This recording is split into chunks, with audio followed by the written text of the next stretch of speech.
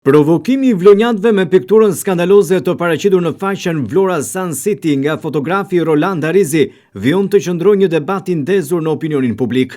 Në këtë pikturë paraqitet pjesa e poshtme e trupit të një femre me të brendshme të kuqe. Në zonën intime është vizatuar forma e shqiponjës dykrenare. Ngjyra e kuqe e të brendshmeve lidhet vizualisht me ngjyrën e flamurit shqiptar. Ky nuk është gjë tjetër vetëm një art provokues që përdor trupin, konkretisht seksualitetin, si dhe simbolet kombëtare. Së fundmi ka reaguar edhe politologu dhe sociologu I njohur vlonjat Gëzim Tushi. Gjatë një interviste të dhënë për televizionin 6+ nga Vlora, Tushi thotë se kemi të bëjmë me simbolet kombëtare, një limit që nuk mund të tejkalohet. Flamuri, kombi, gjua, kultura nuk mund të tjetërsohen, thotë politologu I njohur, dhe sipas tij, askush nuk ka të drejtë të bëjë eksperimente banale me këto simbole të shenjta. Kam ndjekur dhe televizionin tuaj virtualisht për debatin që është hapur lidhur me atë pikturë.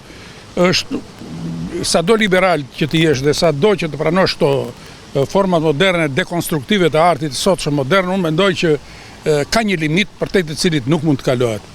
Unë mendoj që në një shoqëri moderne, sado të bëhet moderne, ka disa kufi që nuk mund të tejkalohen, ka disa simbole që janë të pandryshueshëm, të patjetërsueshëm, të pacënueshëm. Ato janë në panteonin e vlerave të mëdha, të tilla I tillë është flamuri, është kombi, është gjuha, është kultura, të cilat nuk mund të tjetërsohen.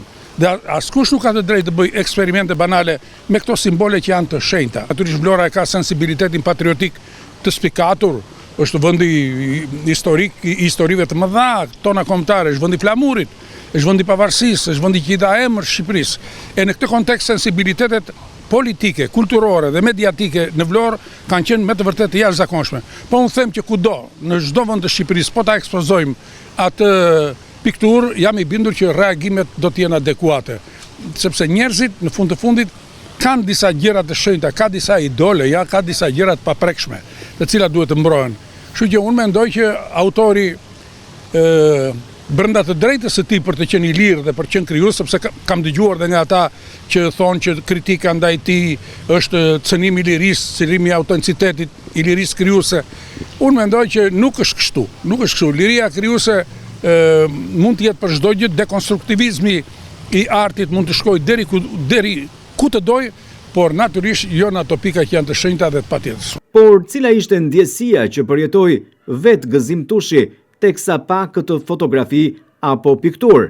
Nuk më erdhi mirë, edhe në fakt kam qenë solidar, edhe pse ana patriotike në këtë raste ka mori një karakter pak eksentrik, siç e kemi në Vlorë, që reagimin patriotik e kemi shumë të fortë, nganjëherë kemi dhe më shumë se sa duhet, dhe kjo nuk është gjë e keqe, është gjë e mirë për qytetarët e Vlorës, për qytetin ton të mrekullueshëm, I cili e ka veten të lidhur me gjak me këtë komb. Por ajo që ndjeva ishte që thash, nuk mund të provokohet ai qytet me një lloj pikturë, ai qytet nuk mund të provokohet të gjitha qytetet, I gjithë ky kombi jon.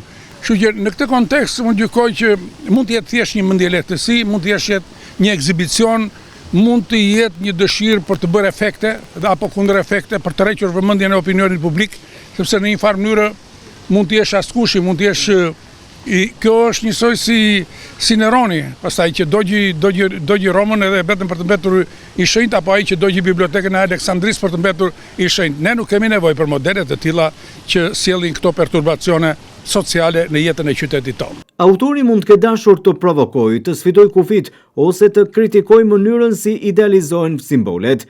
Fakti që piktura është vendosur në një hapësirë publike, në një shesh, e thekson edhe më shumë kontrastin, si një sfidë ndaj publikut. Për këtë arsye është krejt normale që kjo pikturë të duket ofenduese.